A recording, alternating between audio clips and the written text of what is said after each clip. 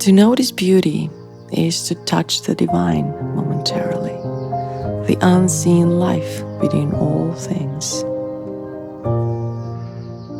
Wonder is how love expresses itself through perception when we meet life without self-concern.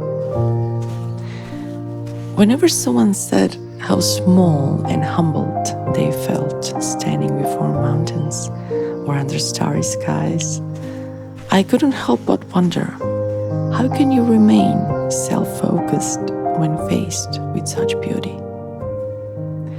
They probably thought they sounded humble saying that. But if you were truly small enough, wouldn't you forget about yourself entirely, even for a moment, when facing such wonder?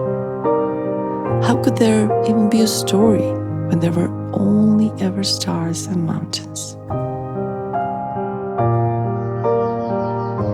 We think feeling small or unworthy signals a humble ego or no ego. But any self-concern is ego. Any comparison, whether inferior or superior, is just different sides of the same coin. Can we set that coin aside? It blinds us to what's actually there. It makes us suffer. It interferes with wonder. When we define the world by what's on the news instead of the nature that existed before us and will remain after us, we are choosing not to be a witness of wonder, but a witness of man-made darkness. When I see the madness in our world, knowing it stems from living as a mind-made self that can only see story and ideology that must be defended at all costs, how could I be anything but dedicated to getting out of my own mind-made self? If I remove my coin from the equation, the roots of insanity are at least a little less fed. That's a life worth living.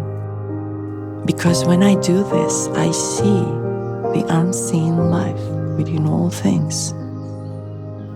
That's what dispels the illusions humanity keeps alive when we can't even see stars and mountains without a story about ourselves. The ability to appreciate anything shouldn't be taken for granted. We can force ourselves to practice gratitude, intellectual calculation of what deserves appreciation, but that's not it. It's still a story. It lives in an imaginary conceptual world, untouched by love. But when you notice beauty, appreciation flows naturally.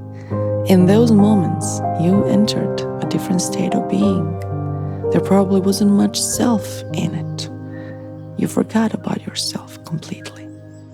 That inner silence was the purest form of you. Go into nature. Let wonder wake you from the mind's movie. And keep going until you start seeing that same wonder piercing through what once seemed dull and ordinary.